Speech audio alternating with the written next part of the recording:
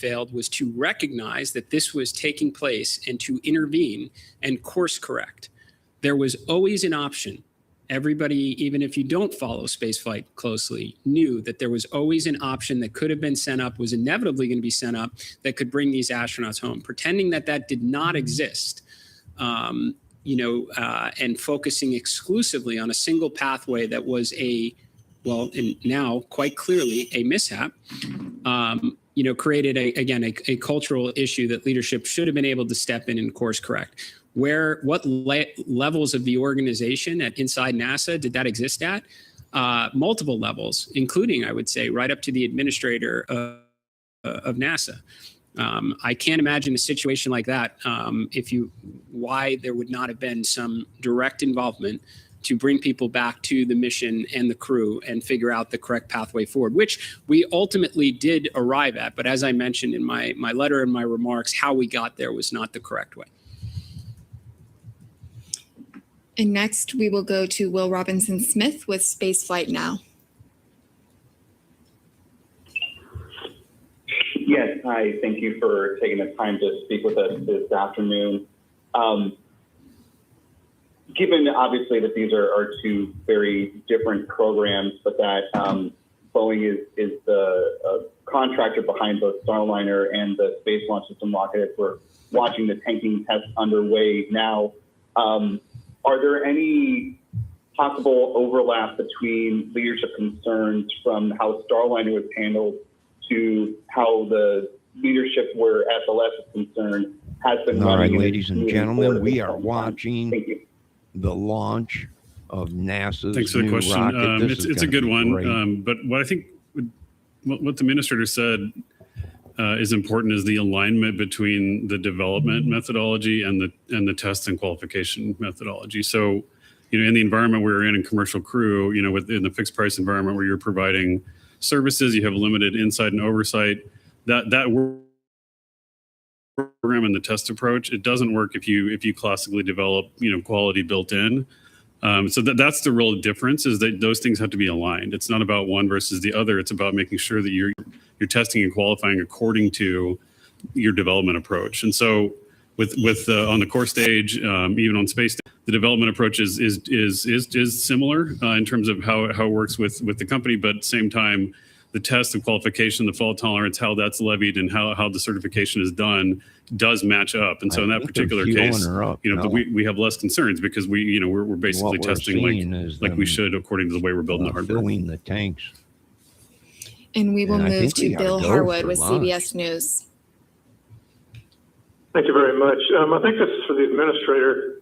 Given the amount of work you're talking about will be needed to hammer all of this out and get these changes made, obviously that's going to take some time. I know you guys aren't talking dates about when a crew might fly on this vehicle, but it seems like with the deadline coming for station retirement, there has to be some point where you either have to get this going or it's not worth continuing.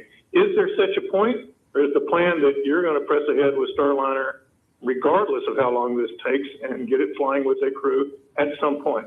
Thanks.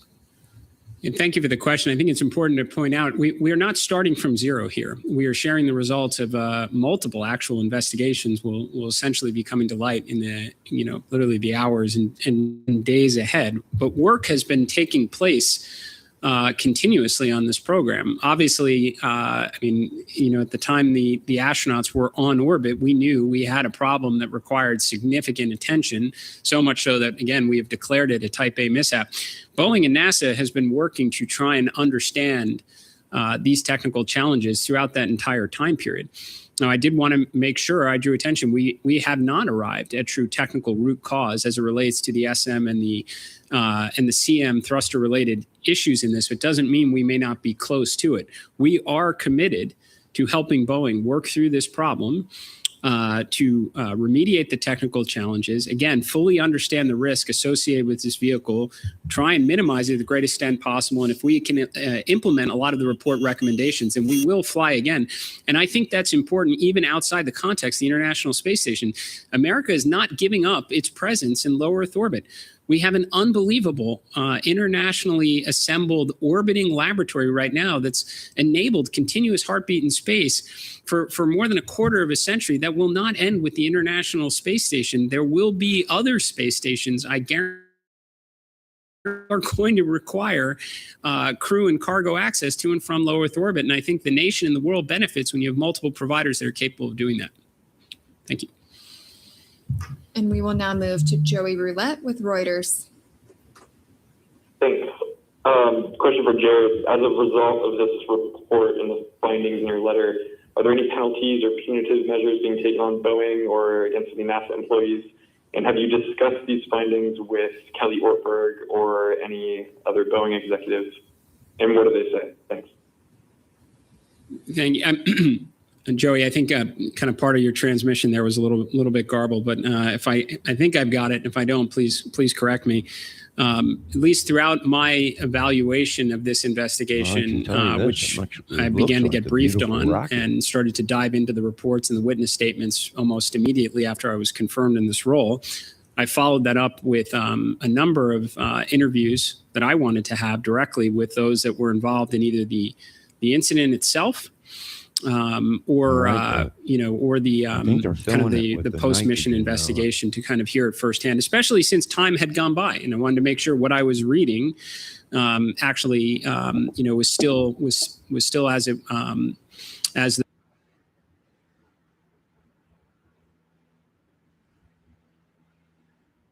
Very interesting.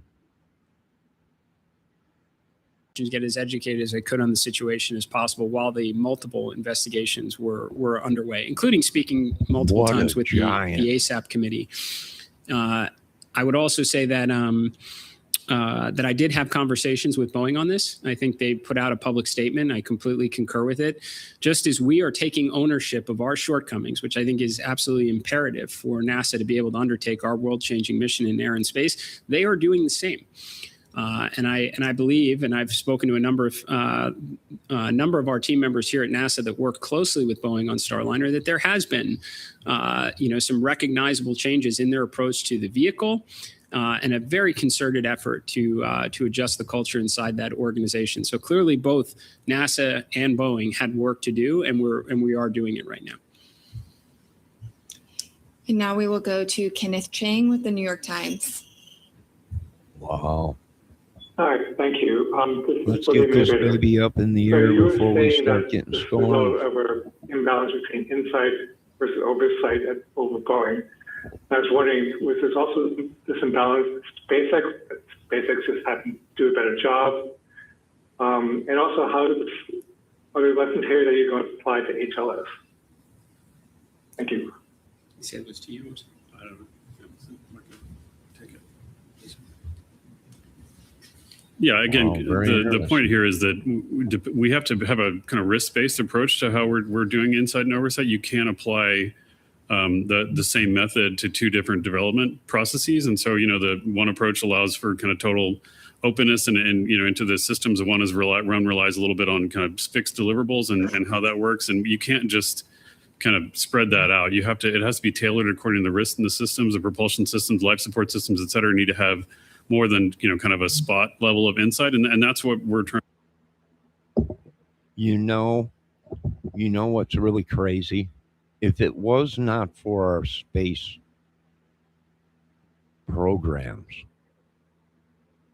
and our scientists, we would have never known. See, when you look up in the sky, you see the clouds, the blue sky, everyone, that's heaven, right? In order to get there, you have to be deceased or whatever. They have to be called upon God or whatever. But in reality, once our scientists put up rockets with cameras on them, and we went past the blue in the sky, which is called an atmosphere, it protects us from certain things, the government realized at that point, hello, Miss Debbie Fox. The government realized at that point that the whole thing that they were brought up on, that they were taught, was a lie. there was nothing above the blue skies. That was heaven, the kingdom of God, paved in gold and everything. But the day that our scientists put up a rocket and blew past the atmosphere, the ozone layer, is when they realized that everything they were taught was a lie. Good morning, Miss Debbie Fox. Good to have you back today. I hope everything went good with you. We are getting ready to launch probably one of our greatest missions ever, to put up our weapons and also to stop on the moon, the dark side. Yeah, that's what I said too. Cool. High confidence from the get-go in the manufacturer based on their past performance on other programs. And we, even after the OFT1 and OFT2, we still gave a lot of kind of benefit of the doubt there, when we probably rightfully should have unpacked it a lot deeper, and maybe we would not have flown CFT one in hindsight on that. I think that's very different again from SLS. Leverages a lot of components that go back to the space shuttle program, procured and assembled in a more traditional way, and also with the mindset that this is now the most, important human spaceflight mission in more than a half century. There cannot be enough eyes on this program. I've dispatched, second and third and fourth sets of eyes during the Artemis II campaign. Amit has dispatched multiple sets of eyes on this. We have pre-FRRs down to the component level, the integrated level FRR. I mean, we are putting a lot of attention on this because this is a mission we do not want to get wrong. I will say, though, that part of the reason that we are having this discussion right now, leaning into transparency, and this is irrespective of the date that we're communicating it, just so happened to be during wet dress, is to make sure we are sending the right message within the workforce of NASA that we have to make the right decisions in this circumstance. Leadership has to be appropriately applied, because the situation we found ourselves in with Starliner, with CFT, could happen anywhere across the organization. And as I mentioned before, the approach we took is not compatible with human spaceflight, and we cannot allow it, not permit it to continue. And if you wouldn't mind just asking the first part of your question again, and we'll see if Amit can answer. Sure. Sorry about that. Yeah, it was kind of baked in a little bit to the answer there, but I was curious, since it seemed to be an indication that there was more of a systemic problem within the commercial crew program specifically. I was wondering if there was if the scope of the investigation included looking into whether oversight of SpaceX is adequate, if there was concerns that there's carryover concerns between oversight of Starliner and oversight of Crew Dragon. Well, that's let me just to jump in without picking on any one contract or the other. I spent the first 2 months on the job. We refuse to let this monotonous monstrosity of what you call government or whatever it is, like he's saying, Starlink. We refuse to be the only ones in space with weaponry, and they're not the only ones that can do this. And we're going to show you folks how it's properly done by NASA. Right? They're going to put this baby up. It's going to be a beautiful day. The Lord's with us, and we are with the Lord in this battle for the earth. I got squirrels running around all over. Look at them. Excuse me. We look at a little booger. Oh boy, they've been all over. There's like 5 of them running around out there. But this mission must go through, just like Apollo 13. So many more missions that we had to get done.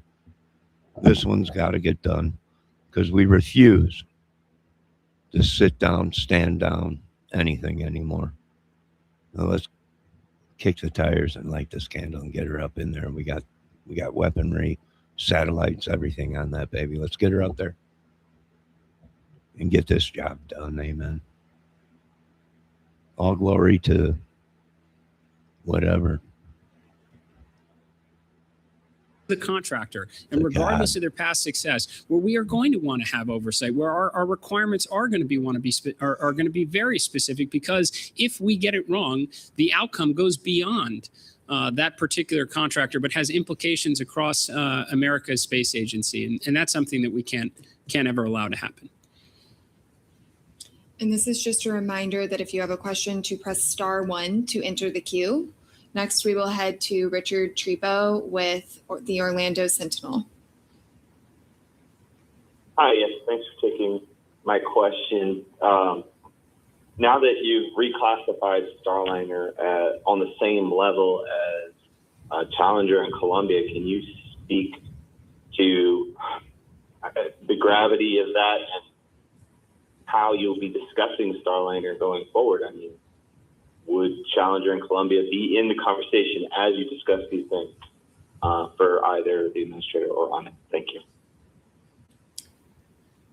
I think just to maybe give a little background on what a Type A mishap actually means, and then if we want to go a little bit deeper than that, I can pass it over to Amit. First of all, I mean, we had a WB-57 aircraft that had a gear up landing not that long ago. Right now, that is initially classified as a Type A mishap. So, I would not. I mean, it's defined as certainly it can have a human health consequence to it, but also simply over $2 million in damages.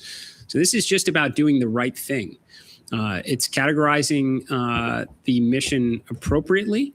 If a gear up landing of an aircraft is a Type A mishap and no one was hurt, and we could declare that, then we sure as heck should do that. When we had a very severe situation in space, when we did lose for a period of time, sixed off control over the vehicle, our astronauts spent an extensive amount of time on orbit, well in excess of the original mission design. And when we did ultimately bring them back home, we had to forego 2 astronaut spots that would otherwise have been conducting good science and research on the space station. That's a Type A mishap. So sure, you can point to some moments in our history where we made some terrible. I agree. Folks, I'm going to be honest with you. Our NASA space station needs work. I'm not going to lie to these people.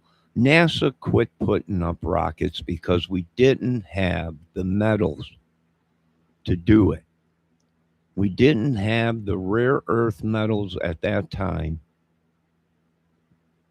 So we halted it. NASA is the best. Always will be the best at space travel and technology.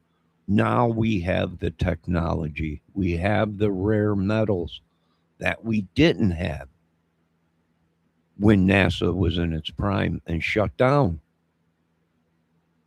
And the only reason we shut down was because it costed too much at that time to get the rare earths that we needed to keep building and advancing our rockets and our space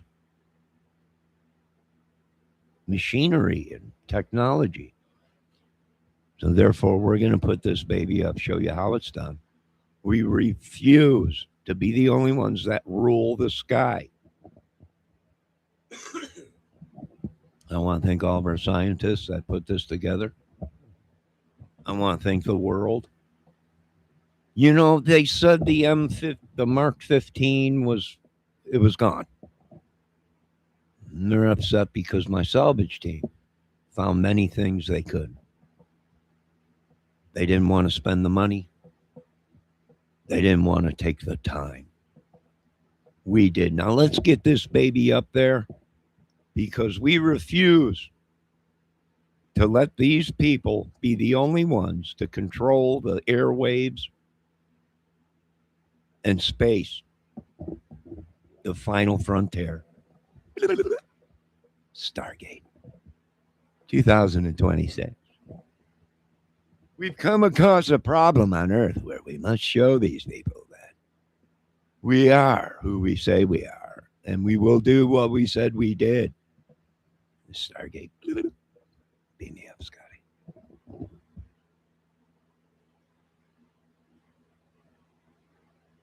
has already been conducted, and the findings of which being released today. But as Amit mentioned, this is about getting the record straight. And I do think that failure to acknowledge this as it was, which is a type A mishap, and ensure that we are transparent and correct, management. We are being very transparent and correct with this country and world and Earth. RC, they're very upset because they wanted to go ahead and go to Uranus. And I said, there's no way you are going into space to look for RC's Uranus. Okay, I own it. What you folks don't know is I own half of the planet you want to go to. That's right. You didn't hear about that, did you? You didn't get the memo. That's right. Even the planets in space were for sale, and I own them. If you want to go to Uranus, you're going to have to pay me. The only ones that are going to Uranus, or my anus, anyone's anus, is me and my NASA team.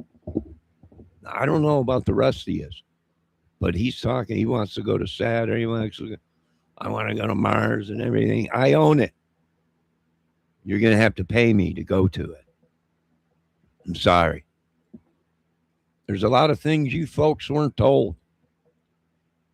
And I spent too much money on space in this country. And you're SLO. I don't know what to tell you pricks. Have a good journey. Because this bitch is going up. And we're going to get rid of all yous. Stargate 2026. Put that in your pipe and smoke it, Jim.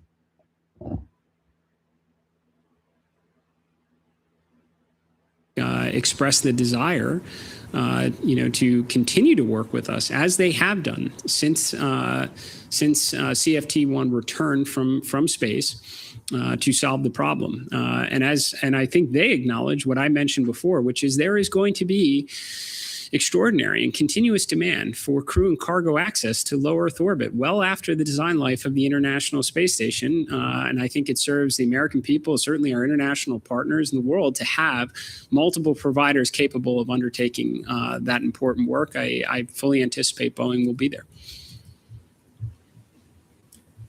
And now we'll head to Ryan Caton of NASASpaceflight.com. Thank you very much for doing this, Ryan Caton, NSF. A couple questions. First of all, I was just wondering if there was a Boeing representative who was invited to attend today's conference. And second, I was wondering, considering both the recent WB-57 Gear-Up grounding and the Challenger and Columbia disasters are currently classified under the same type of mishap, if NASA's mishap definitions are sufficient for the modern day. Thank you. So as I mentioned, the mishap categorization is relatively, as I understand it, and I have some experience with it outside of NASA, is standardized across agencies and part of our Department of War services. So this would be the same if you were to reference ships that are damaged, aircraft-related incidents. The same type of standard is applied. Now, what it triggers can be very different. Here, type A mishap for sure is going to get the attention of the administrator of NASA, and it's going to require an independent investigation. And that's how this should have always been done, and it's how we are characterizing it today. I don't think there is anything that is flawed about that process. I agree. And that's why we're in the predicament we're in, because we didn't investigate. Now we will head to Ken let it Kramer, go for way Space too Up long. Close. But now we're back. Thank you for NASA doing this. is Very back. informative. My question Screw for all the you. administrator and We'll Amit. blow you out of the sky. bitches. I've been following this program from the beginning, and my impression has been that Boeing have just not taken a very aggressive approach, especially related to these service module and RCS thrusters. And that goes to the top of Boeing management. They're always hesitant to provide funding to move forward. So I wonder if you could talk about why they are so hesitant and the fact that they still have to do tests. It seems to me that should have been done already, and they should have been given top priority a long time ago. So I'd like to know why is there no sense of urgency from Boeing? Thank you. No, I'm under demonic spells and curses and everything you people created. I appreciate the question. Poison, Again, injected. we have, as the administrator said, we discussed I'm this fine. we It's the discussed people this report with trespassing on me. Boeing. Sent this We have partnership wicked from Boeing sorcery management to magic discuss, and all that.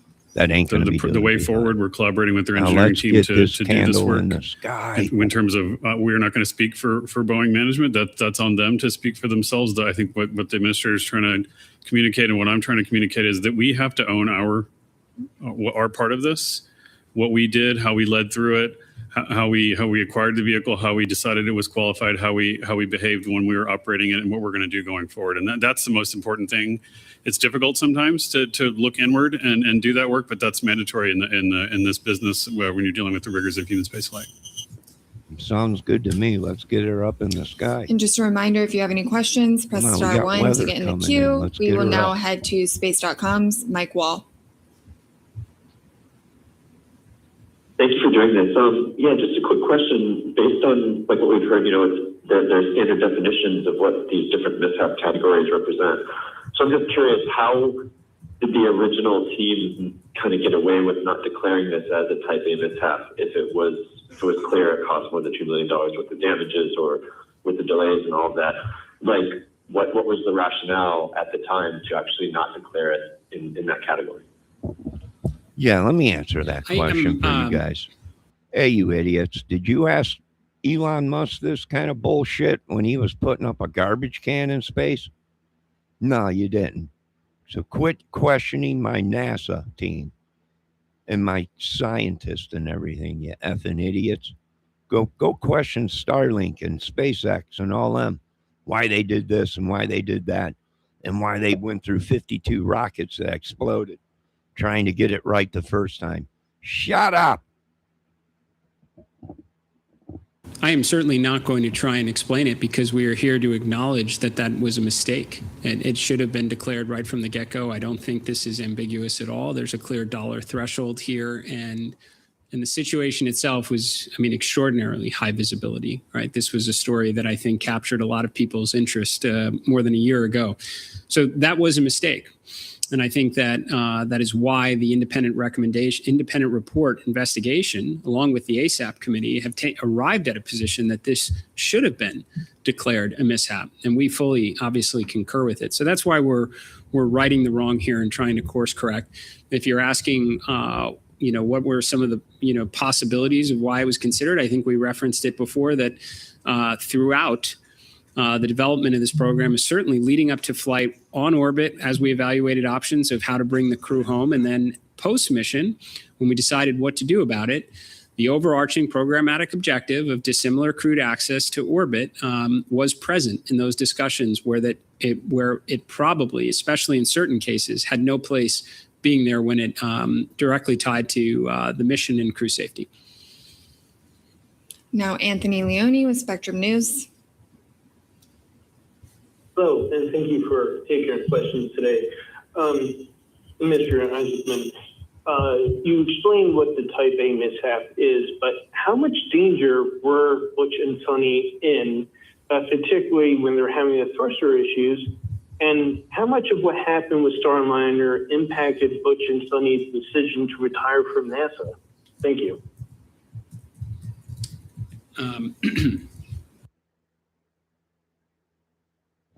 Listen, idiot. Bert's back home and Ernie's doing whatever the F he's doing. They're safe and on Earth. They're retiring because they're old. And when you go into space, it takes a toll on your body, you effing morons. And I can tell you this much. They wouldn't be alive today if it wasn't for our spacemen and our space program. And I'll let this guy answer it, because you people have brought me to the brink of destruction, and it ain't going to be good. It ain't going to be good. It ain't going to be good. I can tell you that. I'll let this guy answer it. Trump's all over the If he don't get reelected again, it's going to be a bloodbath. Well, let me tell you what a bloodbath is. I'm going to let this guy explain this problem. We'll get back to the other problem once we get this tin can up in the sky. We'll see who gets the last lap then. I'm certainly not going to speculate on their decision to retire from NASA. They both had extraordinary careers. Outright unbelievable careers here at NASA, and grateful for all their years of service to science and discovery at NASA. How much danger they were in? Losing 6 DOF control is a huge deal. I actually want to give a lot of credit, and I mentioned it in my remarks earlier, to the flight controllers that made the decision to kind of challenge some of our flight rules and bring that crew to a safe haven, which is the International Space Station. Had that not taken place, had thrusters not been recovered, it could have very well been a different outcome. As I mentioned before, after we did undock Starliner, and it autonomously re-entered, it came home zero fault tolerant for another. That was a CM thruster failure that we were not anticipating at the time. So the spaceship was not healthy. And I think everybody absolutely, as I mentioned before, we got to the right place. How we got there was not correct. And that's why we are trying to set the record straight and classify this situation accordingly so lessons are learned and not repeated. But I say bravo to NASA and the team. Them boys made it home safe. I don't know what is wrong with you people. Why you can't figure out that there's problems in space. Everything don't go as planned. Everything is not 100%. I told you that. You don't want to listen. That's okay. You don't have to listen. That's your choice. Nothing is 100%. That's your choice to understand or not. Now let's kick the tires and light the fires and get this pony up in the sky. We got a lot of work to do. We refuse to be the only ones not sitting at the nuclear table.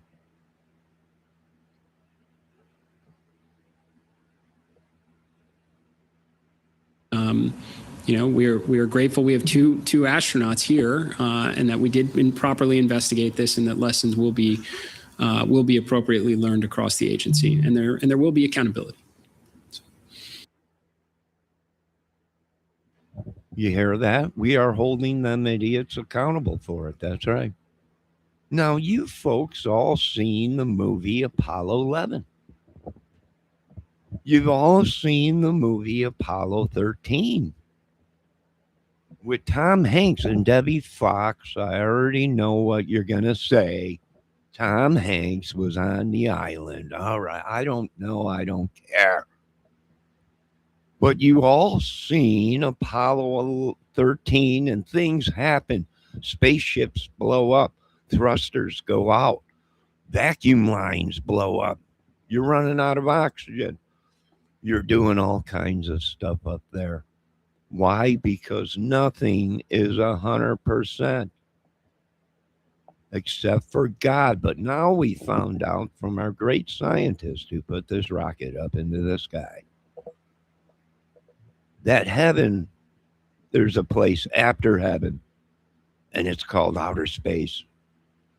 You've all seen Star Trek, Stargate, 2026. We've adventured here, Captain Kirk, and you've all seen it. My God, do I got to explain everything to these people, Miss Fox? It's obvious I do.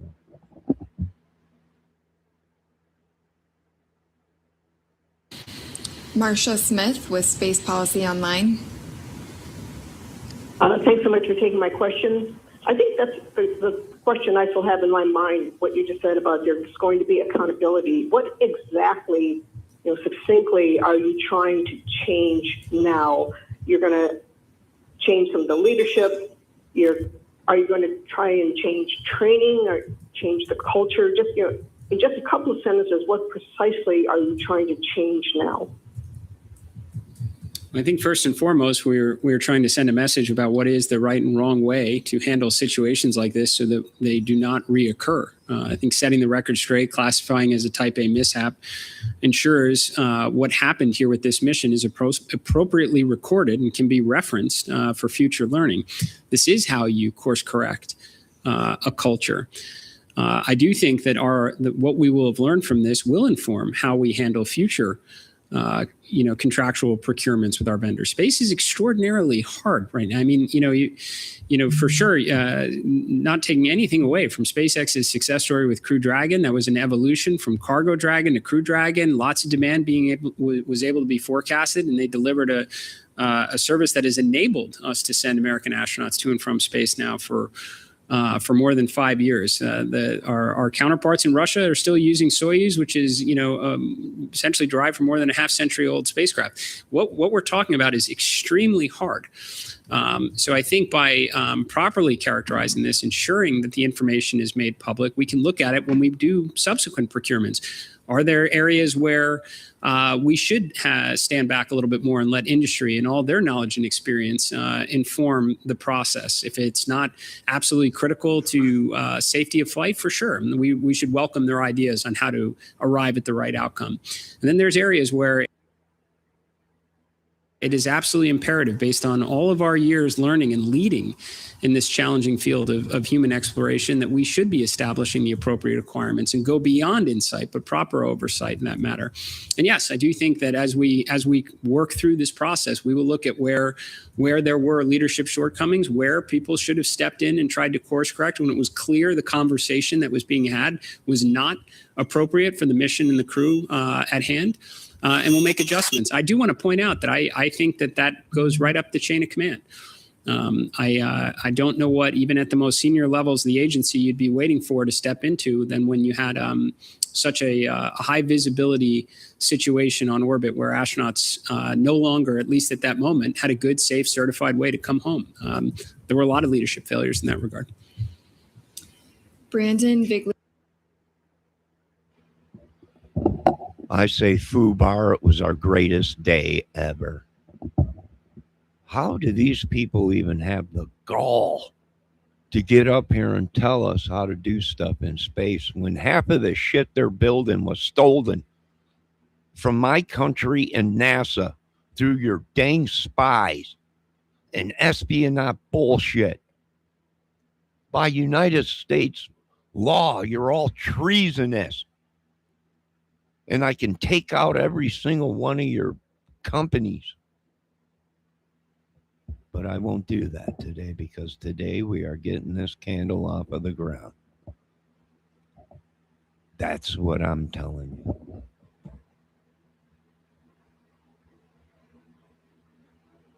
Rollo from the Register was unable to get on the call but sent in his question. He asked, does the blame placed on the CCP for prioritizing contractor results over technical rigor suggest CCP isn't a sustainable or reliable path forward for American spaceflight?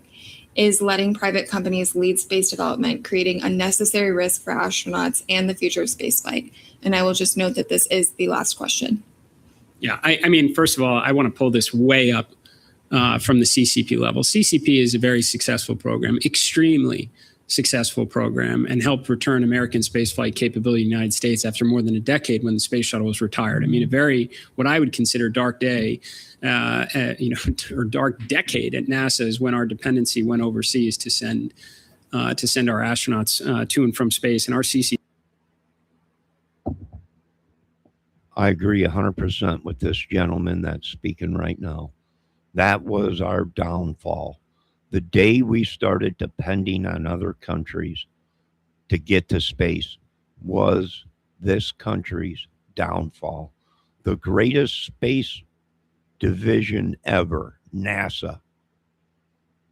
And the day we went ahead and stopped pumping money into it was the day, our darkest day.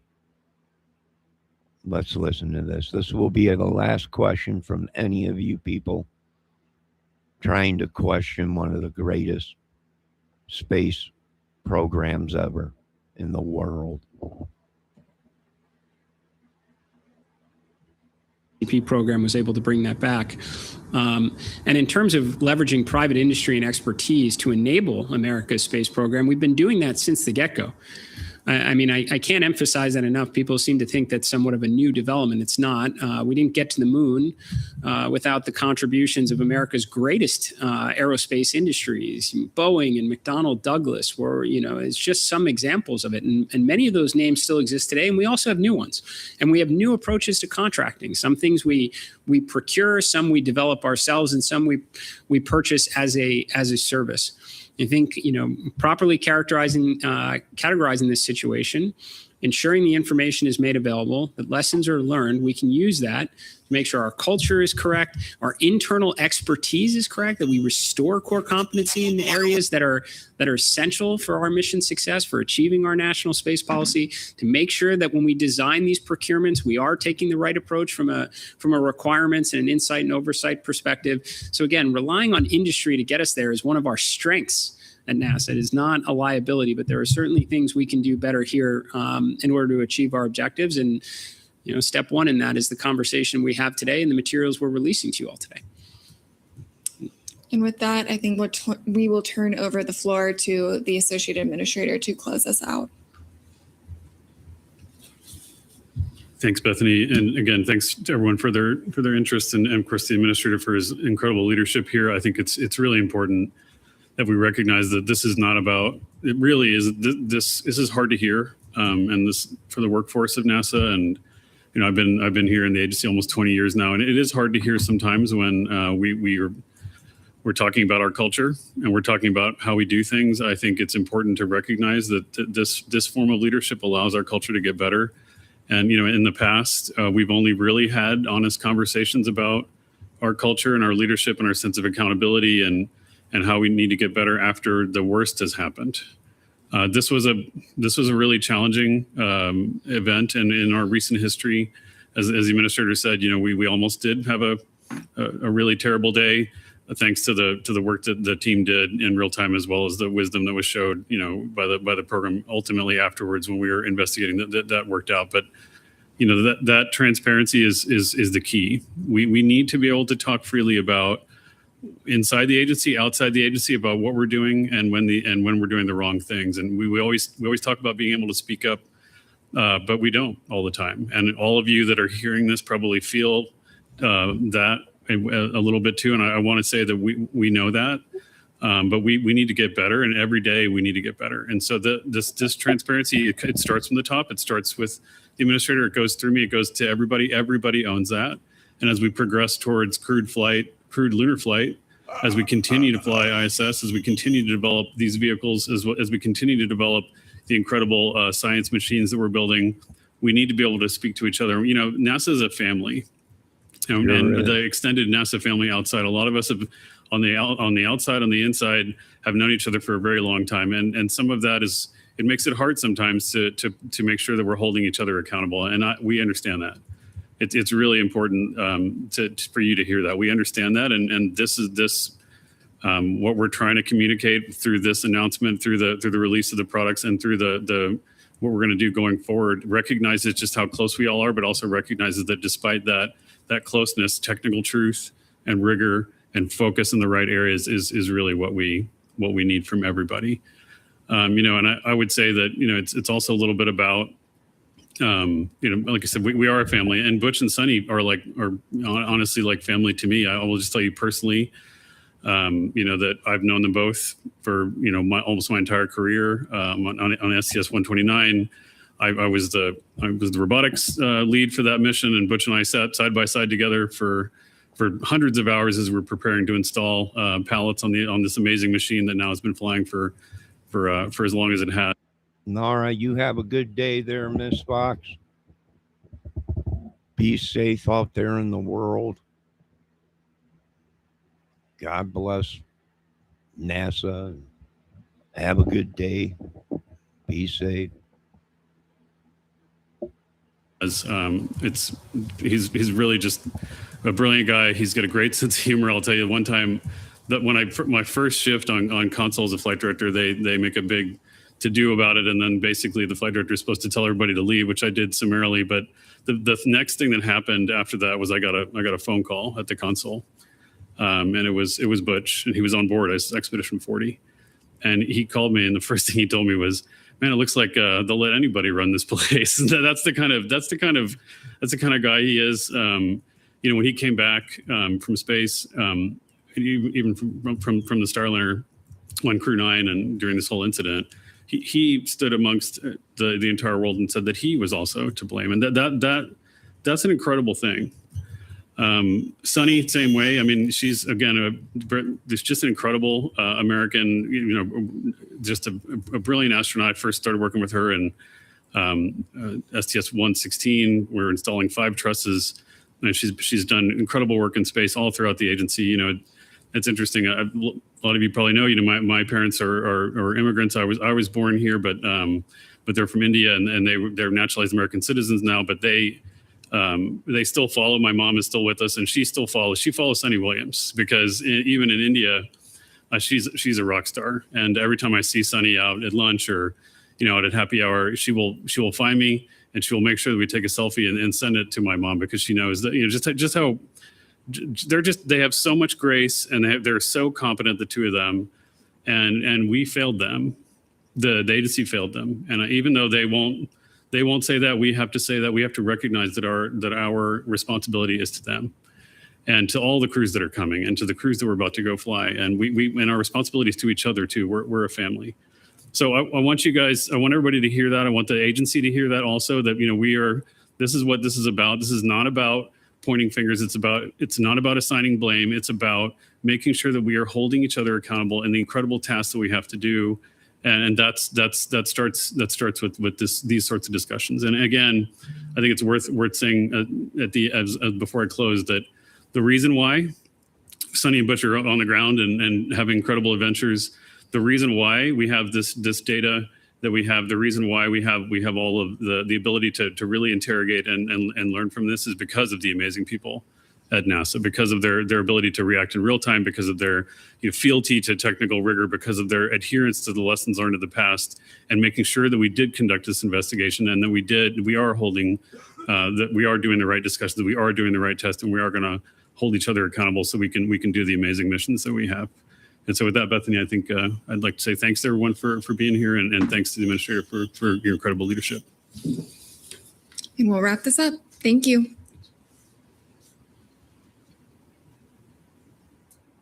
And you've been listening to extensive briefing from NASA Administrator Jared Isaacman, Associate Administrator Amik Kshatriya, about the findings and the assessment of the Boeing's.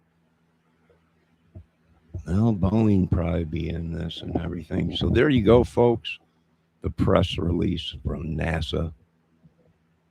When will this baby launch? I don't know. They're filling it up with fuel now, but that might be testing the fuel tanks to make sure they hold capacity and hold pressure and nothing's leaking.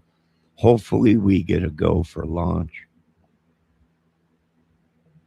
which will be great. Let's get this candle off the ground. Now we're coming up on almost an hour,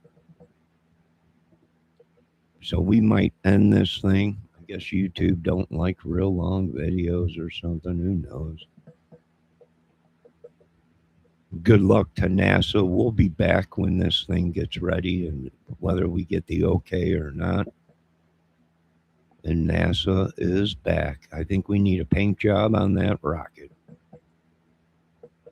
We're going to have to start painting this stuff and making it look presentable, like we used to do it. Now, we also have new paints that we can use that will also protect our equipment from outside radiation and stuff when we're in space and stuff like that. So, working on a lot of stuff, folks. But there you go. You just heard NASA speak. What a day it's going to be. Let's get this thing off the ground. We'll be back if they get the okay for the launch. I want you folks to be safe. We also have bad weather moving in to this area. So make sure you are safe.